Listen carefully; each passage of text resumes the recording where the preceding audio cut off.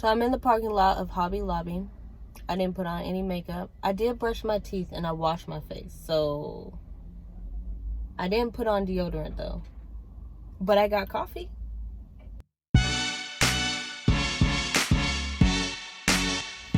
Has anyone else noticed that there are a lot of self-love going on?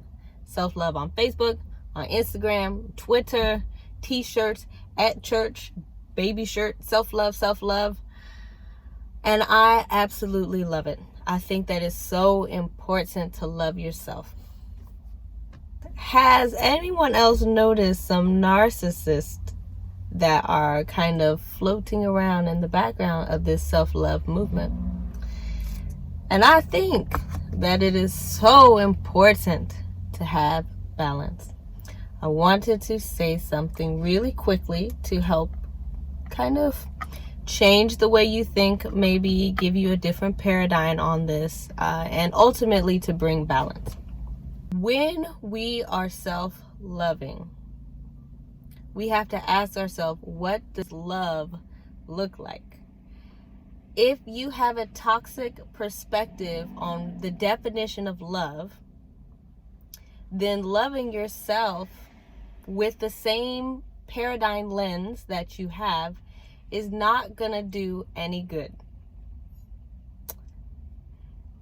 If you are loving someone in a toxic way, you have no idea how to love them, you're just doing the best you can, then you're gonna do the same thing to yourself. So the better question is, what is love?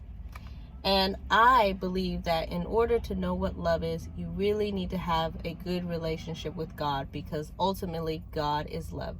The creator of heaven and earth designed love. He made it. He is love.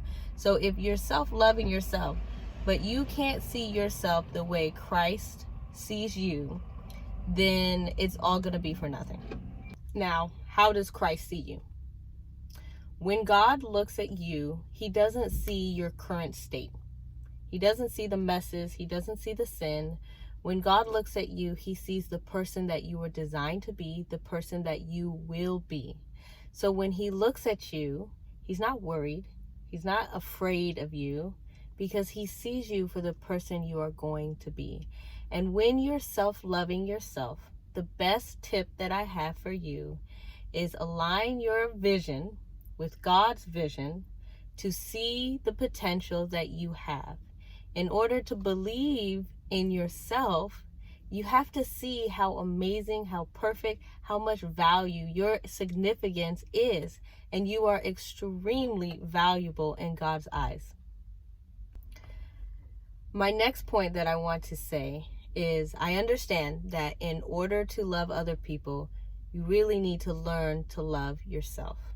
You cannot love other people if you don't even love the person that you are.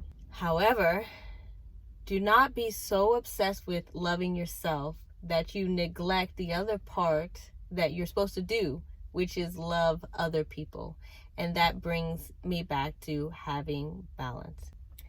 It is a beautiful thing to be at peace with yourself, to be content, to encourage yourself, to see growth, to see the beauty that you have to offer. It is a beautiful thing. And I want to encourage you, don't let some of these movements bring out the worst in people. If you have to put someone down, or name call, or call people out, or mom bash, if you have to say negativity about someone else to raise yourself up, then the better question is, are you toxic? And it is okay to acknowledge if you have toxic behaviors. Sometimes we're so focused on pushing toxic people away from us that we never stop to do damage control to ask ourselves, did I pick up some toxic behavior that I need to work through? Challenge yourself. Ask yourself, while you're going through this self-love motion, what is it for? What is it for? Is it ultimately to be selfish and to love yourself and to be obsessed with yourself? Or is it to love yourself better so that you can love other people?